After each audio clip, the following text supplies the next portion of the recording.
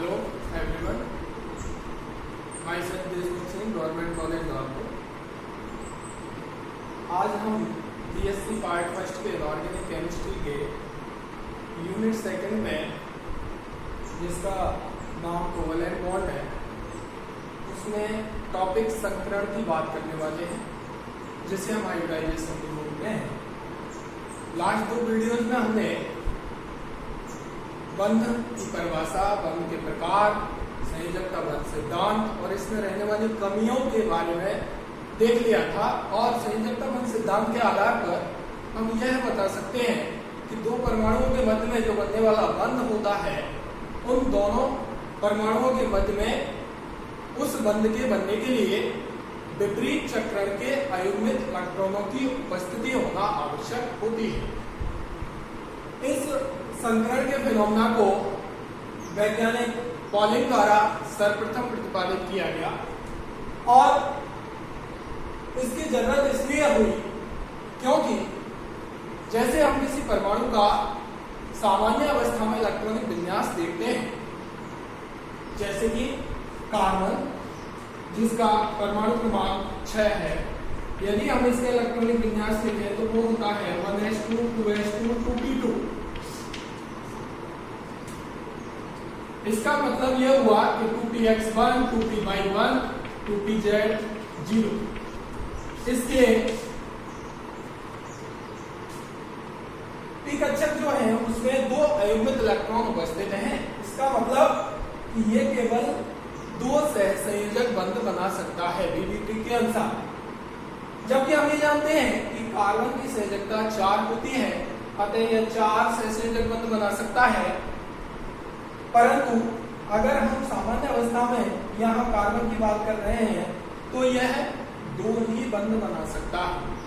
इसका मतलब यह हुआ कि कार्बन द्विसंयोजी होता है बीबीटी के अनुसार, परंतु कार्बन चतुर्संयोजी होता है। इसको समझाने के लिए वैज्ञानिक पॉलिंग ने संकरण को प्रतिपादित किया और उन्होंने कहा कि यह कार्बन परमाणु अपनी सामान्य अवस्था से उत्तेजित अवस्था में जाता है, जिससे उत्तेजित अवस्था में जाने से इसका 2s का एक इलेक्ट्रॉन उत्तेजित होकर कहां पर चला जाता है, 2pz में चला जाता है। इस समय इसके पास 4 अयुग्मित इलेक्ट्रॉन हो जाते हैं और यह 4 बंध बना सकता है। कार्बन द्विसंयोजी होता है, लेकिन कार्बीन के अलावा जो कि हमारा एक इलेक्ट्रॉन न्यून मध्यवर्ती है, वहां उसके अलावा द्विसंयोजी कार्बन हमको देखने को नहीं मिलता।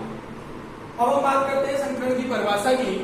तो यहां से ये संकरण का जो फिनोमेना है कि कोई भी परमाणु जिसके संयोजकता कोष में जितने अयुग्मित इलेक्ट्रॉन उपस्थित होते हैं उतने का बंध बना सकता है, परंतु यदि अयुग्मित इलेक्ट्रॉनों की संख्या मूल अवस्था से उत्तेजित अवस्था में जाने पर यदि बढ़ जाती है तो उसकी संयोजकता भी बढ़ जाती है। इसको आसानी से स्पष्ट किया जा सकता है। जब हम संकरण की परिभाषा की बात करते हैं तो संकरण की परिभाषा में सर्वप्रथम यह निकल करके आता है कि समान ऊर्जा या भिन्न भिन्न आकृति के परमाणु कक्षक, ऐसे परमाणु कक्षक जिनकी ऊर्जा तो समान हो, आकृति समान भी हो सकती है और भिन्न भिन्न भी हो सकती है, वो आपस में अपनी ऊर्जाओं का पुनर्वितरण करके नए समान ऊर्जा और समान आकृति के नए समान ऊर्जा और समान आकृति के कक्षकों का निर्माण करते हैं। जिस प्रक्रिया द्वारा इन कक्षकों का निर्माण होता है उस प्रक्रिया को हम संकरण कहते हैं, तथा बनने वाले कक्षकों को हम संकरित कक्षकों के नाम से जानते हैं। ये संकरित कक्षक की मुख्य विशेषता क्या होती है? इनकी ऊर्जा समान होती है, इनकी आकृति समान होती है और इनमें दिशात्मक गुण, समान ऊर्जा, समान आकृति एवं दिशात्मक गुण क्या होते हैं? इनमें समान दिशात्मक गुण। ये रखते दिशात्मक गुण जो होते हैं उनकी बात हम पिछले वीडियो में कर चुके हैं। अब हम बात करते हैं कि संकरण की जो प्रक्रिया है इसके कुछ नियम हैं।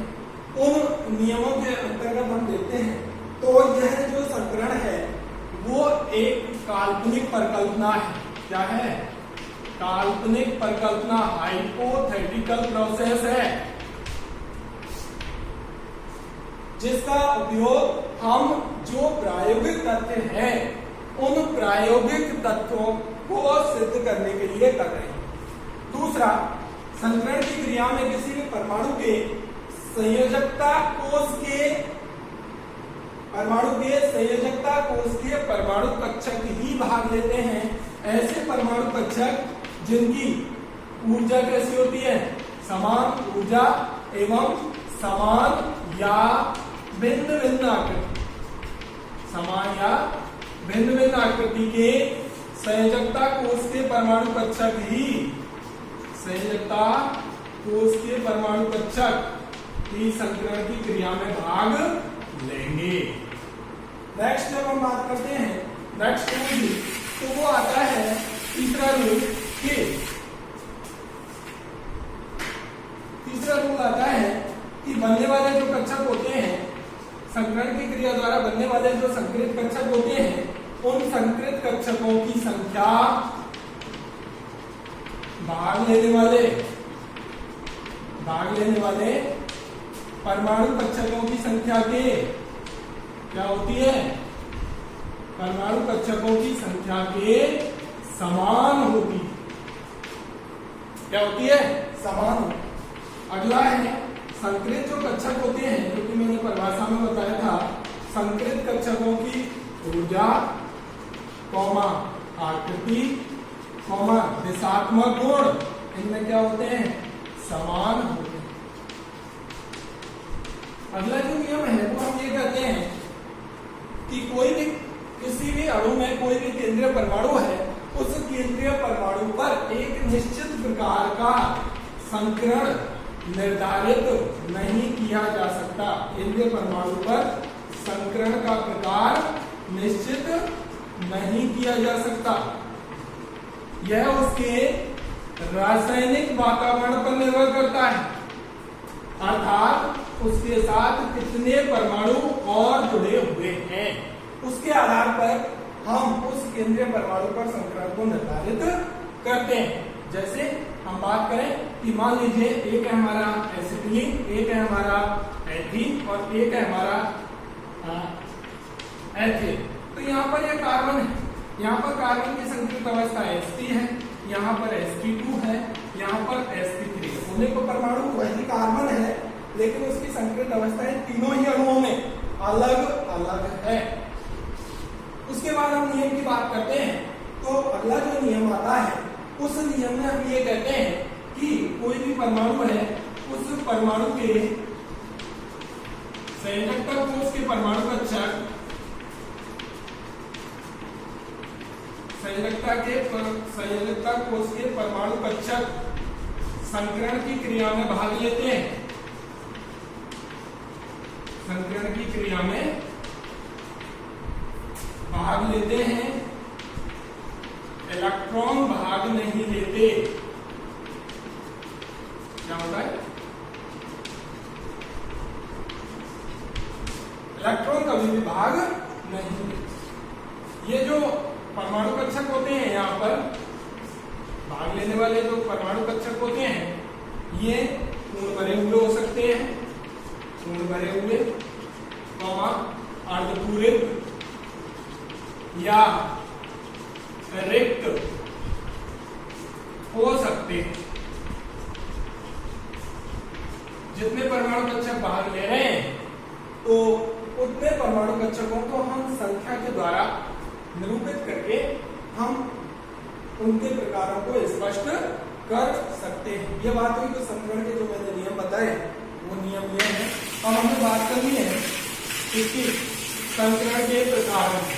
तो सामान्य तौर पर आपने संकरण के प्रकार देखे होंगे, सुने होंगे, पढ़े होंगे, और आप सभी हम जानते हैं कि संकरण मुख्यतः जो हम निर्मित करते हैं उस संकरण को संकरण के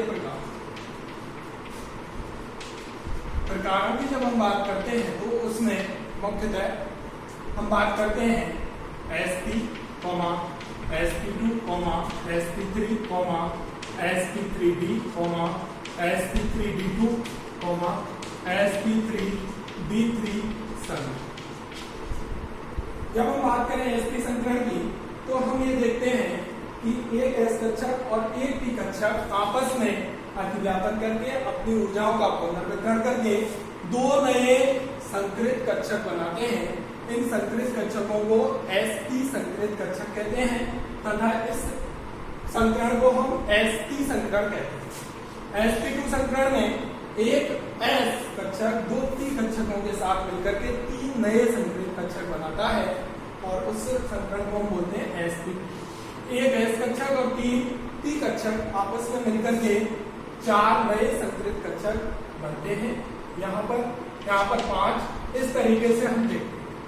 और हमें संकरण का प्रकार निर्धारित करना है तो उसके लिए हम पॉलिंग के तरीके के अलावा एक सामान्य तरीके का उपयोग करते हैं जो कि मैं पर्सनली अपने लिए काम में लेता हूँ। उसके लिए निर्धारित करने के लिए हमें एक फॉर्मूले की आवश्यकता होती है। जो भी इनऑर्गेनिक कंपाउंड्स हैं या ऑर्गेनिक कंपाउंड्स हैं उनमें हम दो तरीके से संकरण को निर्धारित कर सकते हैं। एक है हमारा पहला तरीका जिसके लिए मैं वैल्यू काम में ले रहा हूँ कि मान लीजिए हम इस तरीके से हमारा एक फॉर्मूला है। फॉर्मूला n आपका कोई नंबर है जो निकल करके आएगा। यहाँ पर हम लिखते हैं केंद्रीय परमाणु के संयोजकता कोष में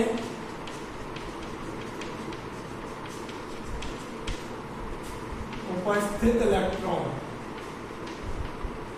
प्लस केंद्रीय परमाणु से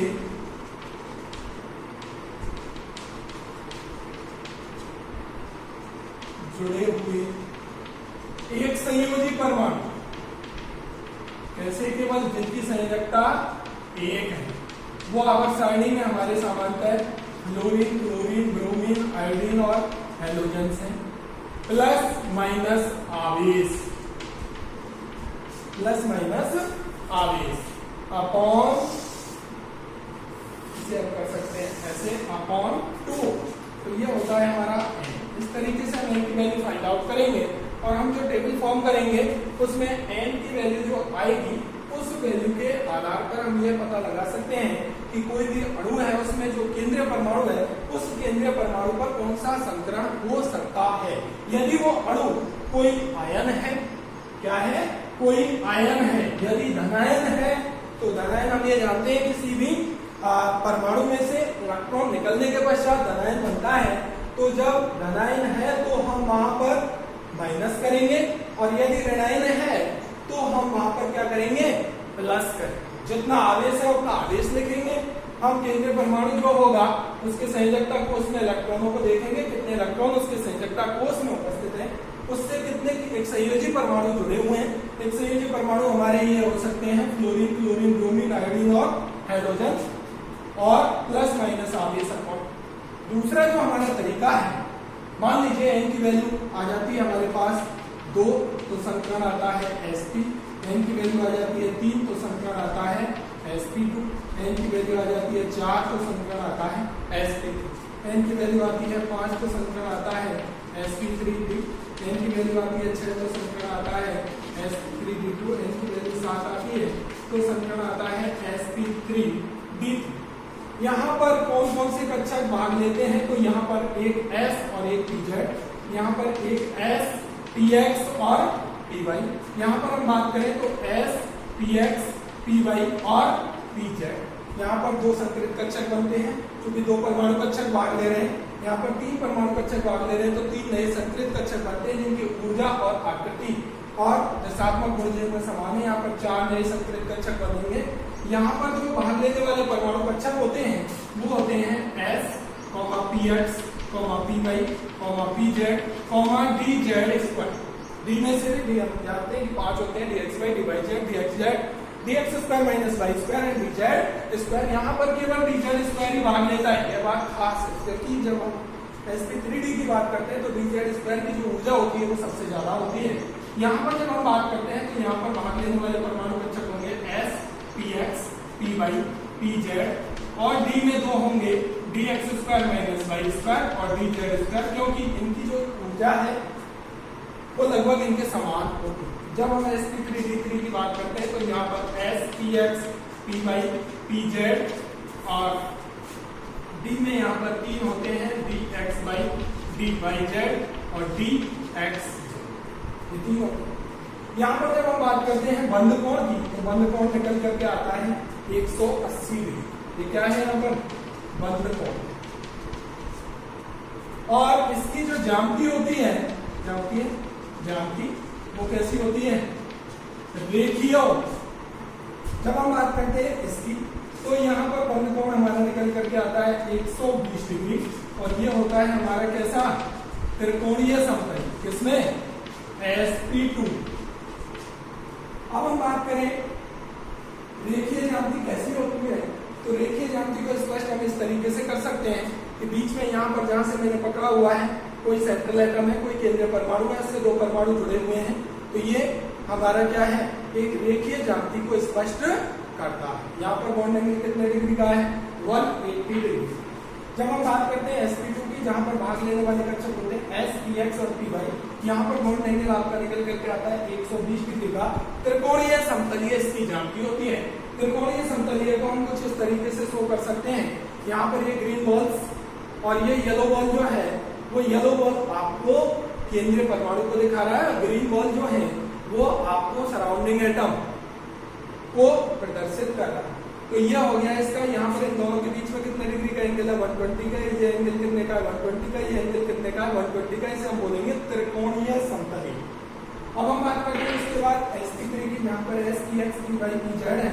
यहाँ पर बॉन्ड एंगल 109 डिग्री 5 मिनट होता है और यहाँ पर जो ज्यामिति होती है वो कैसी होती है चतुष्फलकीय, जिसे हम बोलते हैं टेट्राहेड्रल। टेट्राहेड्रल को मैं कुछ इस तरीके से शो कर सकता हूँ कि ये देखिए, ये जो है ब्लैक बॉल जो है वो ब्लैक बॉल आपका केंद्रीय परमाणु को दिखा रहा है, जबकि ये चार जो एटम्स है व्हाइट बॉल्स जो हैं वो सराउंडिंग एटम्स को शो कर रहा है। यहाँ पर जब आप ध्यान से इस टेट्राहेड्रल को देखेंगे तो इस टेट्राहेड्रल में यहाँ पर ये जो बॉन्ड एंगल है, ये वाला बॉन्ड एंगल, ये वाला बॉन्ड एंगल, ये वाला बॉन्ड एंगल, ये वाला बॉन्ड एंगल 109 डिग्री 5 मिनट का है। जब हम किसी भी टेट्राहेड्रल को कहीं से भी पकड़ के देखते हैं तो सेम दिखाई देता है, जैसे भी हम देखेंगे उसको देखेंगे। जब हम इसको प्लेन में लेते हैं, प्लेन का मतलब है ये दोनों हो जाए मेरी तरफ, तो एक ऊपर और एक इधर जाती हुई दिखाई देती है। यदि आप अपनी तरफ प्लेन में करते हैं इसको, उधर की तरफ से यदि व्यूअर है तो ये मेरी तरफ आता हुआ दिखाई देता है, मुझसे दूर जाता हुआ ये प्लेन में होगा। ये हमारा टेट्राहेड्रल। जब हम बात करते हैं इसकी तो यहाँ पर हमारा बॉन्ड एंगल होता है 120 डिग्री और 90 डिग्री और यहाँ पर होती है हमारी त्रिकोणीय द्वित्रिकोण। कैसी ज्यामिति होती है sp3d में त्रिकोणीय द्वित्रिकोणीय। त्रिकोणीय द्वित्रिकोणीय क्या होता है वो हम देखते हैं यहाँ पर कुछ इस तरीके से। ये हमारा त्रिकोण है, क्या है त्रिकोणीय समतलीय, और इस येलो एटम से एक ऊपर और एक नीचे, इस तरीके से यदि हम देख लें तो एक ऊपर और एक नीचे एटम लगा हो तो ये तो हो गया हमारा त्रिकोणीय समतलीय। हम यहाँ से हो जाएगा देखिए तो ये हो जाता है हमारा त्रिकोणीय द्वित्रिकोण। उसके बाद हम बात करते हैं किसकी, यहाँ पर बात करते हैं तो यहाँ पर बॉन्ड एंगल होते हैं 90 डिग्री के और ये बनता है आपका कैसा अष्टफलकी। कैसा होता है अष्टफलकी। जब हम यहाँ बात करते हैं तो यहाँ पर बॉन्ड एंगल होता है 108 डिग्री का और यहाँ होता है आपका पंचभुजीय द्वित्रिकोण। जैसा होता है पंचभुजीय द्वित्रिकोण। अब हम बात करते हैं अष्टफलकीय कैसा होता है। तो अष्टफलकीय का मतलब होता है, एक तो है आपका, मान लीजिए हम इसको ले लेते हैं, ये रहा एक क्वेश्चन, ये है आपका एक स्क्वायर और इस स्क्वायर से एक ऊपर चार एटम यहाँ जुड़े हैं, एक कॉर्नर एक कॉर्नर एक कॉर्नर और एक कॉर्नर, और उसके अलावा एक एटम ऊपर और एक एटम नीचे, इस तरीके से जुड़ा हुआ होता है तो हम उसे बोलते हैं अष्टफलकीय। वहां पर बॉन्ड एंगल सेम होता है सब जगह, बंधकोण का मान 108 होता है। इसी तरीके से हमारा कोई पंचभुज होता है और उसमें एक ऊपर और एक नीचे जुड़ा हुआ होता है तो हम उसे पंचभुजीय द्वित्रिकोणीय के नाम से जानते हैं। नेक्स्ट वीडियो में मैं इस ज्यामिति और संरचना के आधार पर आपको हर प्रकार के संकरण में कौन कौन सी स्थितियां बन सकती हैं, जो कि वेस्पर के द्वारा एक्सप्लेन किया गया था, उसको मैं बता सकता हूं। अब इस फॉर्मूले का हम यूज करेंगे। इस फॉर्मूले का यूज करते हुए केंद्रीय परमाणु के संयोजकता को उसमें उपस्थित करता हूं। अब बात आती है कि केंद्रीय परमाणु कैसे हम छांटेंगे किसी भी अणु में कि केंद्रीय परमाणु कौन सा है। तो केंद्रीय परमाणु को देखने के लिए हम क्या करेंगे कि कोई भी अणु आपके पास है, मान लीजिए कोई भी अणु ABN है, केंद्रीय परमाणु हम कैसे छांटेंगे। तो सीधा सा तरीका केंद्रीय परमाणु को देखने का होता है, किसी भी अणु में कम संख्या में जो परमाणु उपस्थित हो वह है केंद्रीय परमाणु होता है। फॉर एग्जाम्पल मैं कहता हूं CH4, यहाँ पर हाइड्रोजन 4 है और कार्बन 1 है, तो कौन होगा केंद्रीय परमाणु? कार्बन, क्योंकि संख्या क्या है उसकी 1 और हाइड्रोजन की क्या है 4। जैसे मैंने कहा NH3 हाइड्रोजन या 3 है, नाइट्रोजन 1। मान लीजिए ऐसा कि दो परमाणु समान संख्या में उपस्थित हो, तब फिर हम कैसे उस अणु में केंद्रीय परमाणु का निर्धारण करते हैं। तो उसको देखने के लिए फॉर एग्जांपल मैं कहता हूं SOCl2 आयनिक क्लोराइड, इसको मैं यदि देखता हूं तो देखिए यहाँ पर 2 क्लोरीन है, 1 ऑक्सीजन है, 1 सल्फर। इसका मतलब क्लोरीन तो केंद्रीय परमाणु हो नहीं सकता। ऑक्सीजन और सल्फर, ऑक्सीजन भी एक है और सल्फर भी एक है, फिर इस अणु में कौन सा केंद्रीय परमाणु होगा। तो जब संख्या बराबर हो जाती है दो परमाणुओं की किसी भी अणु में, तो केंद्रीय परमाणु का निर्धारण करने के लिए हम विद्युत ऋणता को देखते हैं। जिस परमाणु की विद्युत ऋणता कम होती है, क्या होती है, कम होती है, वह परमाणु हमारा केंद्रीय परमाणु होता है। तो किसी भी अणु में केंद्रीय परमाणु देखने के लिए 2 तरीके हैं। पहला तरीका यह है कि उस अणु में हम परमाणुओं की संख्या देखते हैं, जिसकी संख्या कम होती है वह केंद्रीय परमाणु होता है। यदि समान संख्या में परमाणु उपस्थित हैं उस अणु में, तो फिर हम कम ऋण विद्युतीय परमाणु को ही केंद्रीय परमाणु बोलते। ये तो है हमारा पहला तरीका, जिसमें हम n की वैल्यू को फाइंड आउट करेंगे इस फॉर्मूले के आधार पर, और उस n के मान के आधार पर हम आसानी से संकरण को बता सकते हैं।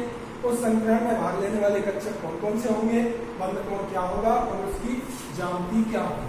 कुछ कंपाउंड्स ऐसे होते हैं, मान लीजिए n की वैल्यू यदि कैसे प्राप्त होती है, फुल इंटीजर वैल्यू में प्राप्त नहीं होती। मान लीजिए n का मान क्या आ गया, कहीं भी फुल इंटीजर में आकर के आ गया 2.5, 3.5, देन इन दैट केस आपको इसे फुल इंटीजर में कन्वर्ट करना पड़ेगा अकॉर्डिंग टू सिग्निफिकेंट फिगर।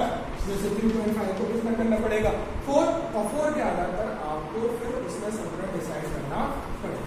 अब हम बात करते हैं जैसे कुछ ऑर्गेनिक कंपाउंड्स में जो हम संकरण देखते हैं, उस संकरण को देखने का ये तरीका नहीं होता। उसको देखने के लिए फिर हम बात करते हैं इसकी एक दूसरा फॉर्मूला है, ये तो पहला था, और दूसरा फॉर्मूला है n equal to number of sigma bond plus number of lone pair. अगर यहां से इससे उसके द्वारा बने हुए सिग्मा बॉन्ड कितने हैं उस एटम के द्वारा